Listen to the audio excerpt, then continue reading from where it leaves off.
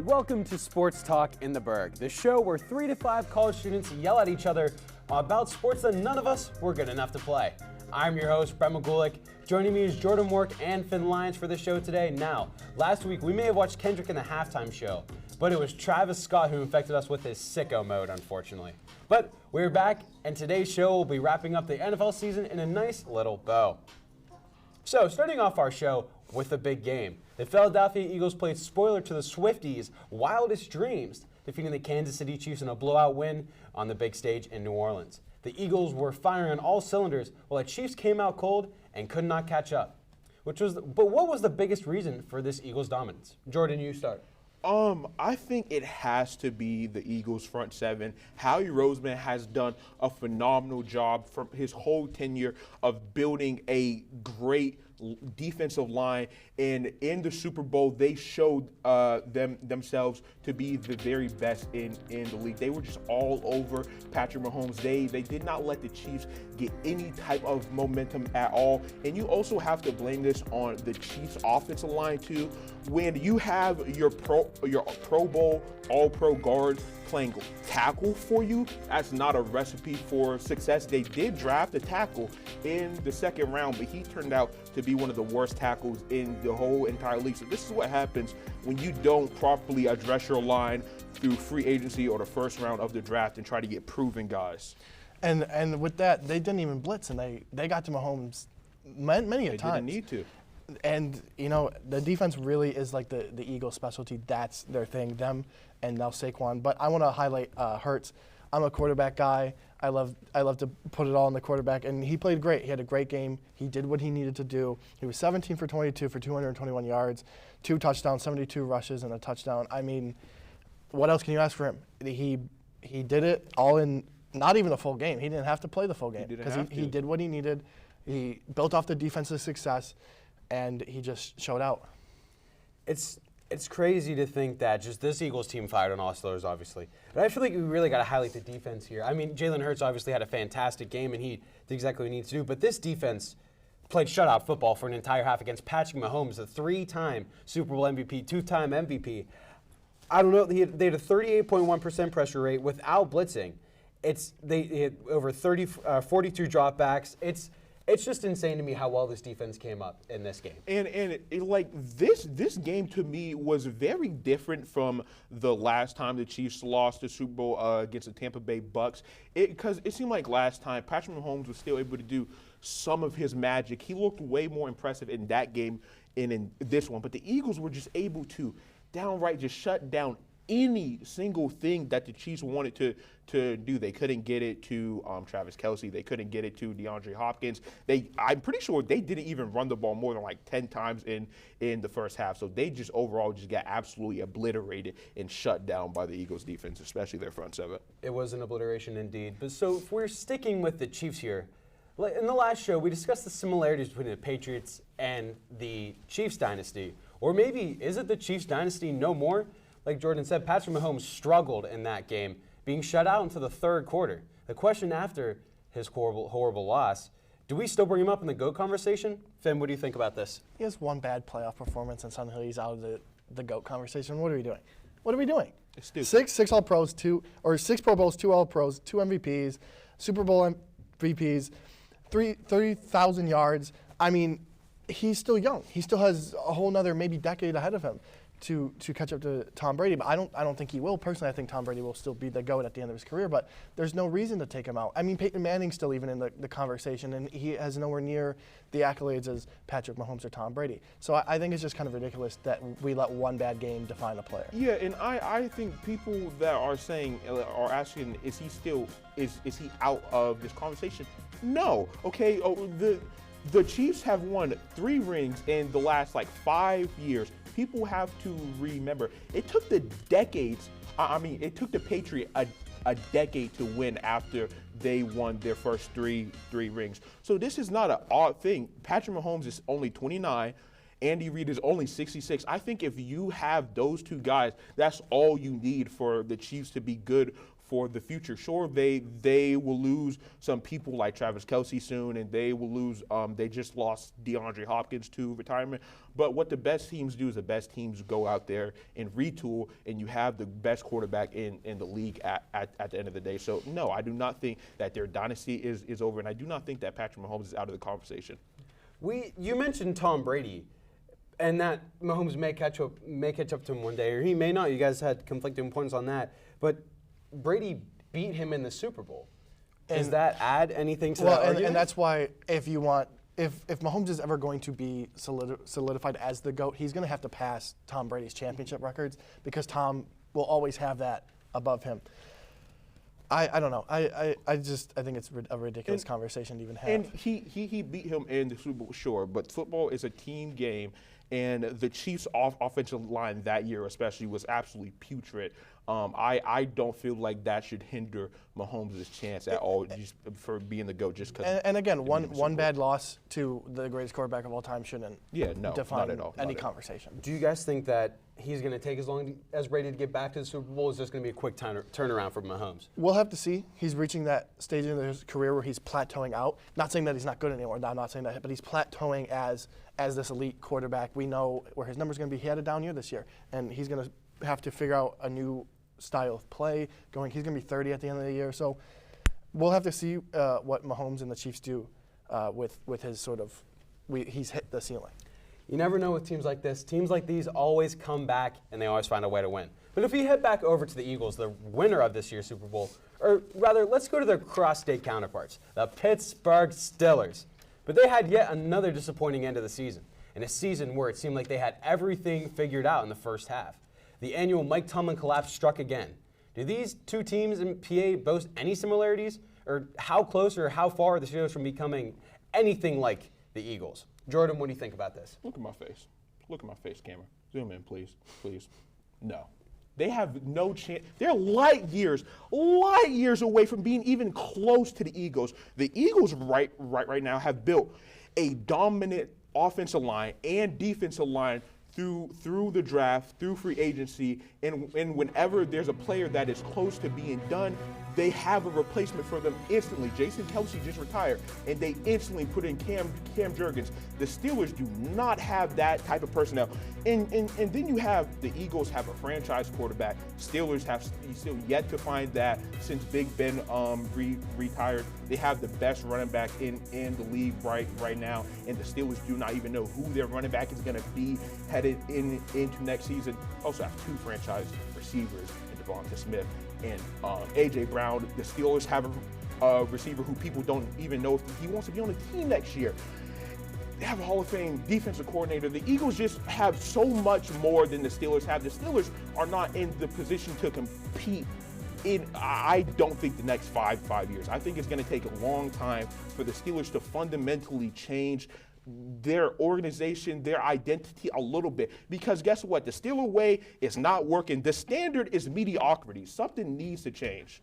Jordan, I'm pleasantly surprised with your take. I know you as the Steelers glazer, and you're absolutely right. I mean, no quarterback, no running back. They have one good wide receiver. Their secondary needs to be retooled. The only thing they have is their D-line. Their D-line was sixth in rushing defense. This team is not good, and they want to go after Daniel Jones, apparently. What are we doing? Daniel Jones? No. What are we doing? No. Please, Put Daniel Jones in there. You're going 8-1, and you're losing by 40 in the wild card. Oh, man. There's at some point, when is losing in the wild card round by 20 points enough? It's not a sustainable method. And you're not getting the draft capital because you're always picking 20th or 25th or something like that. You're not picking up elite guys. That's the problem. They have no pipeline. They are so afraid to even trade up in the draft to potentially get an elite guy. You cannot build an elite team if you're just going to sit there at 20 every year and pick a good player, sure, but you need a top-tier blue-chip players. The Eagles have got that year after year after year. The Steelers just can't do it. You know, I'd like to consider myself a big Steeler football guy, slightly biased maybe, but if we're being real here, I just don't think the way this team is running out right now, I just don't see any way that this team turns it around in anywhere close to what the Eagles have. But this is going to do it for our Super Bowl portion of this episode. Coming up after the break, we dive a little bit more into the other remaining stories for the NFL season. So don't go away.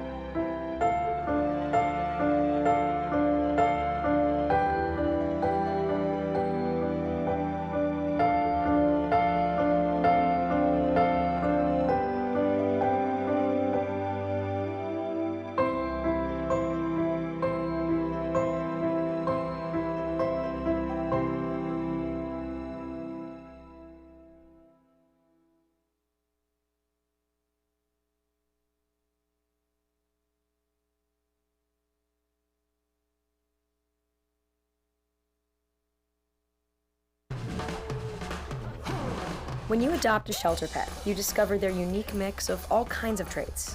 Where'd Wiley go? Where's Wiley? Ah, there she is. Paw? Do you remember being an ancient wolf? Do you ever feel the call of the wild? You're a renegade cop, and I'm a con woman with nothing to prove. But together, we could really solve this murder. They're a little bit of a lot of things, but all of them are pure love.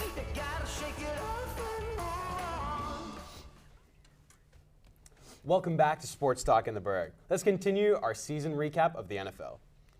Before we retreated to the downfall of the Chiefs, a few Sundays ago, the NFL presented their NFL honors that Thursday night, with the big story going into the show being Josh Allen versus Lamar Jackson in the MVP race.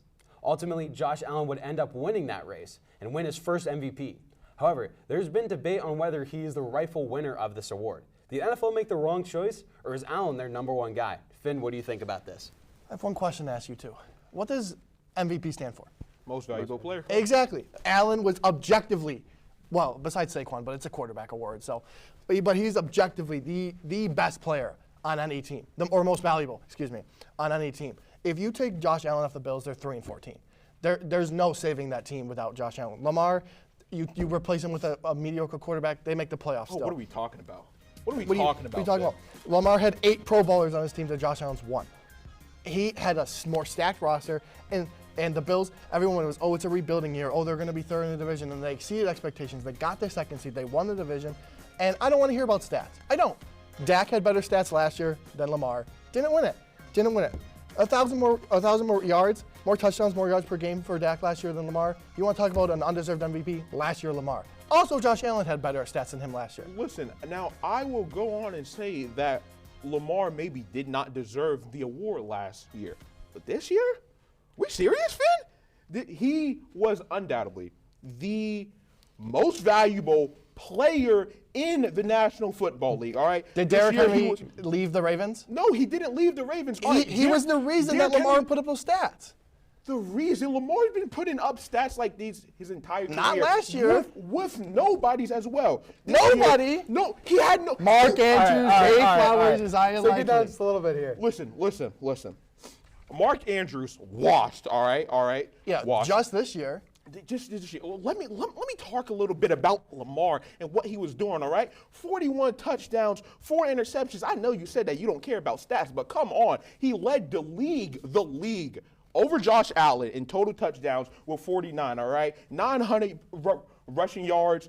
He's finished 12-5 in the second hardest division in football, and the only reason the Bills beat them in the playoffs is because Mark Andrews has sticky fingers, all right? That's not the only reason. Did you watch the game? I did watch the game. Then you would know that that's not the only reason. Listen. Josh Allen. Also, regular season award, by the way. Okay, it is a regular season award. But in the regular season, Lamar Jackson was objectively better in every statistical category. I don't care if he was better. He's not most valuable. I think you got to put into perspective the dual threat of Lamar Jackson and Derrick Henry. That takes away so many eyes from the defense, having just that looming threat of Derrick Henry.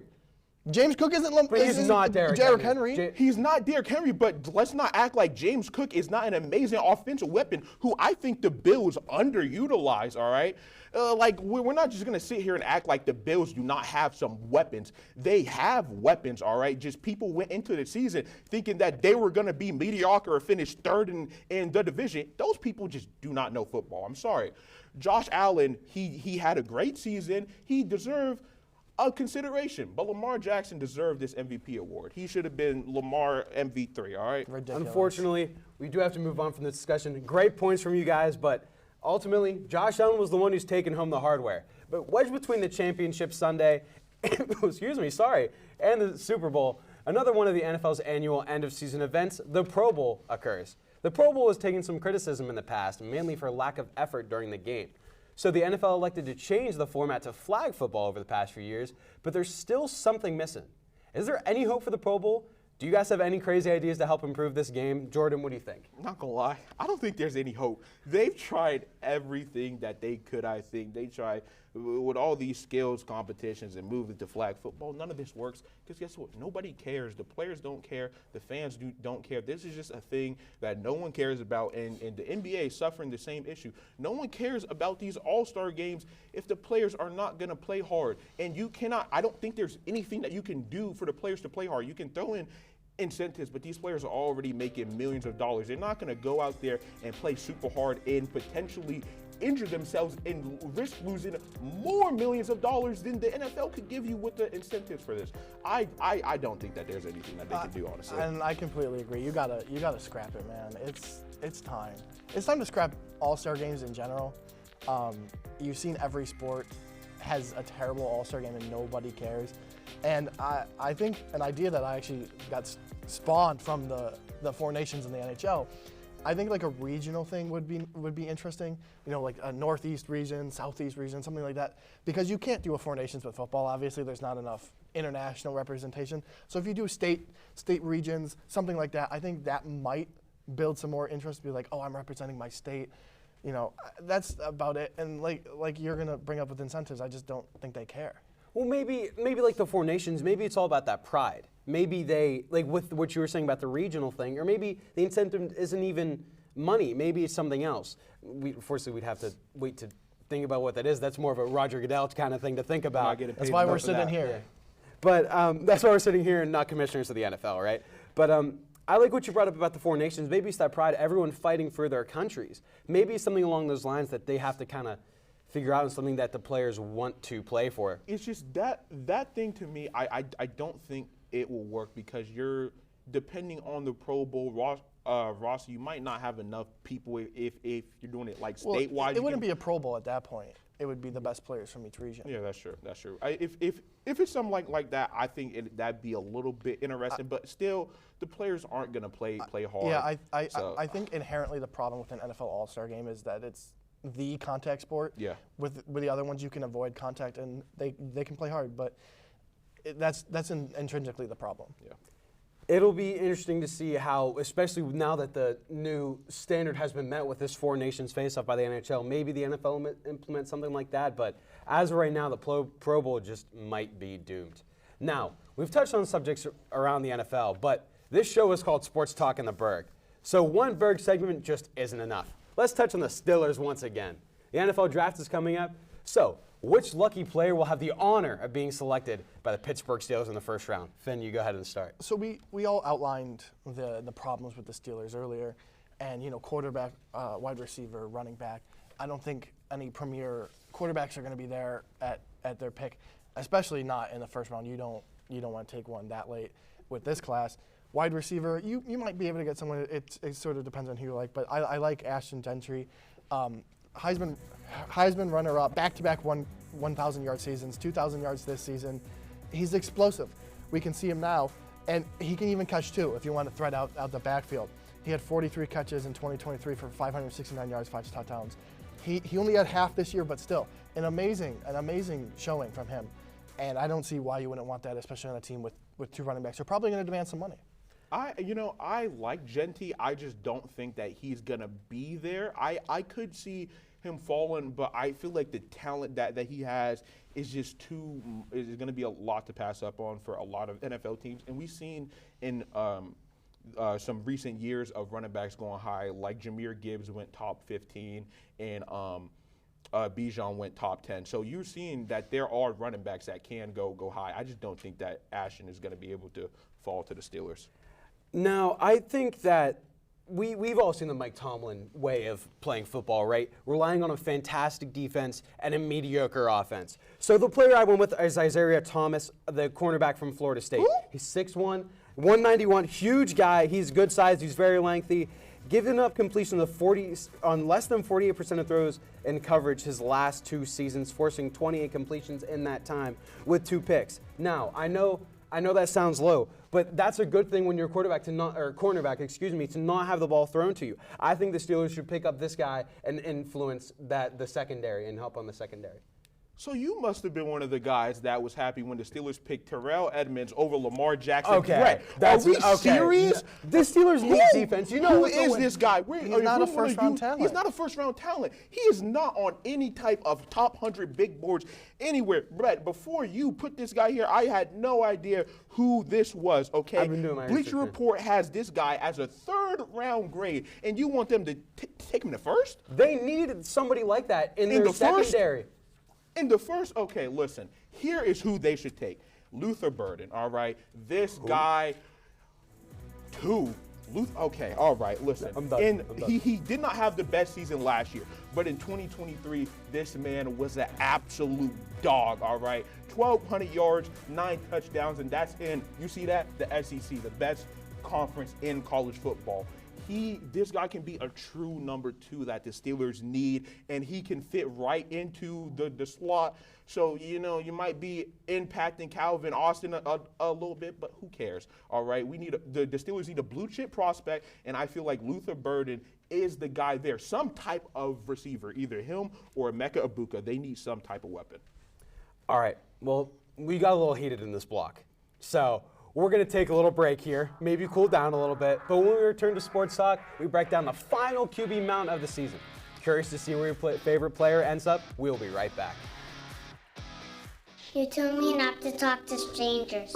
You told me not to cross the street without looking both ways. You told me not to touch the stove. You told me not to do drugs. You told me not to drink and drive. You gave me so many messages about how to stay safe. Why did you keep me safe by properly storing your gun?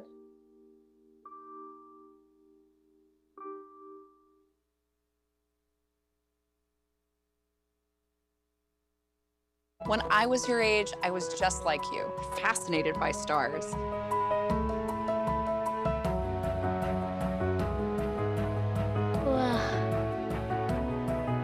But now I get to search for life in the universe. And who knows, maybe life is looking for us too. So we're like aliens to them? Yeah. Does anyone want to be a scientist now? I do. Awesome. We need more girls in STEM. Maybe we can find aliens. Worried about your friend, but don't know how to reach out? You could say, how are you, or get a fake tattoo. You could ask with an app if it works for you. You could chat with them in VR, it's all good. If you think you should check in, yeah, you should. Whatever gets you talking. Reach out to a friend about their mental health. Whatever gets you talking. Learn how you can help at seizetheawkward.org. Welcome back to Sports Talk in the Burgh. It's time to wrap up this NFL discussion and hopefully end it better than the Chiefs did. So Finn, I'm going to toss to you. Who reaches the end of this? Who is in the end of the season QB mountain, and who is the best of the best? All right. Thank you, Brett. We have to start at the bottom, of course. We always do. Here's our bottom 2 rows. Stafford, Love, Murray, Nix, and May all have something in common. Can they elevate their team? Can they do it? Stafford, we know he can, but he's getting old. He's 37. He's still a capable starter. He's nothing special anymore. He needs a team around him. Can he do that? And with the other ones, they're all younger quarterbacks. I mean, Nix and May are rookies. They had great rookie seasons. May, a little shaky on the stats. I mean, he only threw for 2,000 yards, 15 touchdowns, 10 interceptions. But if you watched him play, he has the IQ, he has the skill. Moving up, these are the middle. These are the they're pretty good quarterbacks in this upper tier. They're going to win you games. They can win you a playoff games. They're all reliable. I mean, Daniels, I would love to put higher, but I can't. He's a rookie, but he did have one of the best rookie seasons of all time. 3,500 yards, 25 touchdowns, 9 interceptions, electric. He needs to refine some of his quarterback play, but he is looking to be in that top 5 conversation. And then Baker and Goff, we know what we're getting with them. They're a perfectly fine quarterback. They'll win you a playoff game or two. They'll get you to 10 wins in the season, but they also need support around them. Baker, though, balled out this season. I was honestly surprised. But Baker, we will continue to see him grow and look at the Browns' mistakes as we all relish in that. Stroud had a sophomore slump. He was great in his rookie season. What can he do? What can he do going forward? Can he rebound to that freshman status? He had 3,700 yards, 20 touchdowns, 12 interceptions. For that, we'll have to see. And if he can be surrounded by a good Texans team, I'm sure he can continue to grow. Moving on up the mountain, we have our next 2 rows here. These are the solidly elite quarterbacks. Hurts just won the Super Bowl.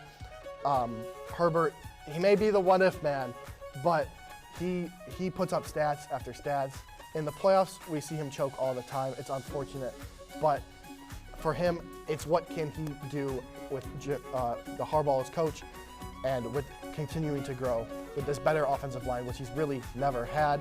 And then Burrow, we know Burrow. His team lets him down in the regular season all the time. He puts up 4,000 yards every season. He's solidly an elite quarterback. Then we have Mahomes and Lamar.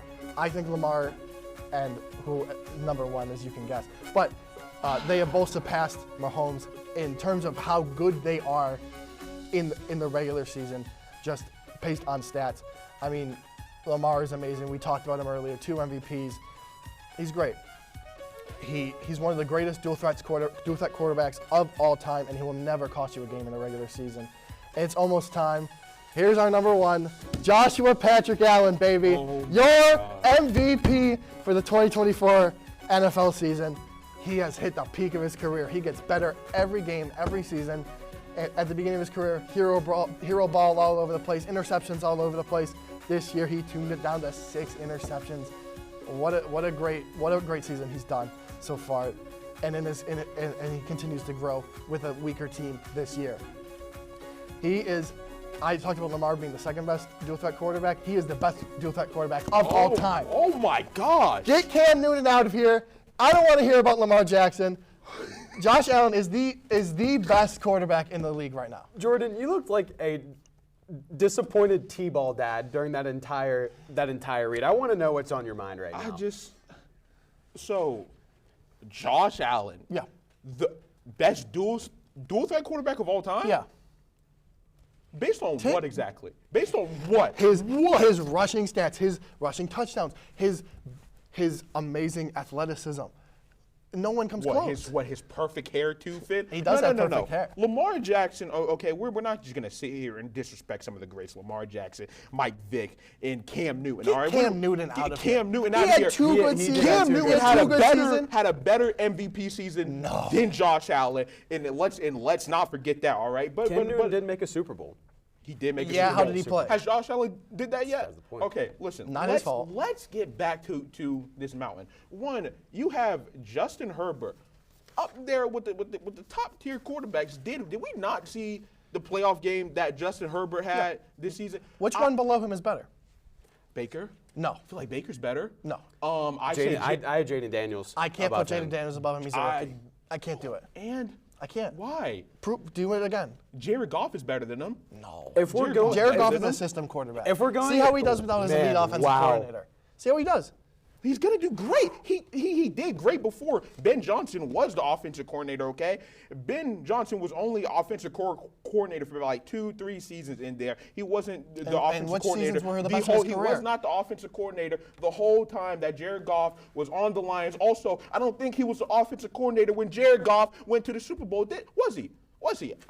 I don't think he was. Yeah, and look at his stats from that season. And it doesn't matter. Jared Goff has proven multiple times in the playoffs that he can lead his team to the top at least. Justin Herbert's not proved any of this, and we need to stop the Josh Allen glaze. Alrighty, unfortunately, this is going to have to do it for our show today. I know, another crazy one. But thank you so much for joining us today, and we will see you next week.